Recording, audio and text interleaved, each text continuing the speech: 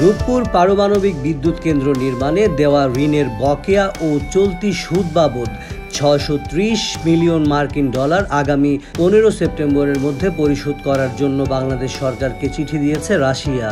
রাশিয়ার ব্যাংকগুলোর উপর যুক্তরাষ্ট্রের নিষেধাজ্ঞা থাকায় গত জুনে বাংলাদেশ লেনদেনের বিকল্প পদ্ধতিতে বকেয়া সুদ, কমিটমেন্ট ফি ও জরিমানা মওকুফের আবেদন জানানোর পরে এই চিঠি দিয়েছে রুশ কর্তৃপক্ষ।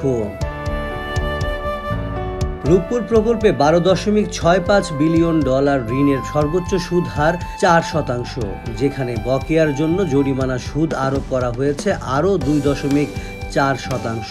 এই প্রেক্ষাপটে রাশিয়ার একটি বৃহৎ আর্থিক উন্নয়ন প্রতিষ্ঠান VEBRF এবং রাশিয়ার সরকারের প্রতিনিধিত্বকারী সংস্থা বাংলাদেশের অর্থনৈতিক সম্পর্ক বিভাগকে গত ২১ আগস্ট দেওয়া চিঠিতে ব্যাংক অব চায়নার সাংহাই শাখায় মার্কিন ডলার অথবা চীনের মুদ্রা ইউয়ানে পাওনা অর্থ জমা দিতে বলা হয়েছে।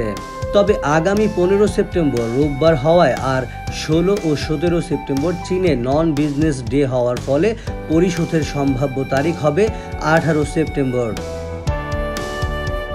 অর্থ মন্ত্রণালয়ের সূত্রগুলো জানিয়েছে, এই ডেডলাইন মিস হলে জরিমানা ও মেয়াদ বৃদ্ধির যে প্রস্তাব তা নিয়েও জটিলতা বাড়বে, কারণ চলতি অর্থবছরের ডিসেম্বরের মধ্যে এই প্রকল্পের ঋণ চুক্তির মেয়াদ শেষ হচ্ছে।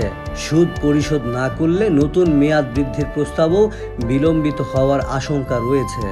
উল্লেখ, গত জুনে বাংলাদেশ এই ঋণ ছাড়ের মেয়াদ ২ বছর বাড়িয়ে ২০২৬ সালের ডিসেম্বর পর্যন্ত করার প্রস্তাব করেছে।